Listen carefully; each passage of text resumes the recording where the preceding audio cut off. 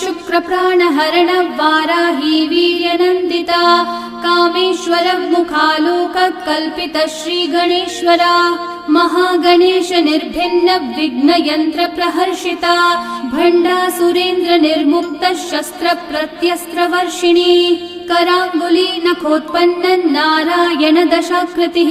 महापाशुपतास्त्राग्नि निर्दग्धासुर सैनिका कामेश्वरास्त्र निर्दग्ध सभण्डासुर शून्यका ब्रह्मोपेन्द्र महेन्द्रादि देव संस्तुत वैभवा हर नेत्राग्नि संदग्ध काम संजीवनौषधिः श्रीमद्वाग्भवकूटैक स्वरूप मुख पंकजा कंठाधक्कटि पर्यन्त मध्यकूट स्वरूपिणी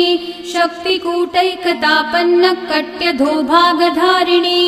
मूल मंत्रात्मिका मूलकूटत्रय कलेवरा कुला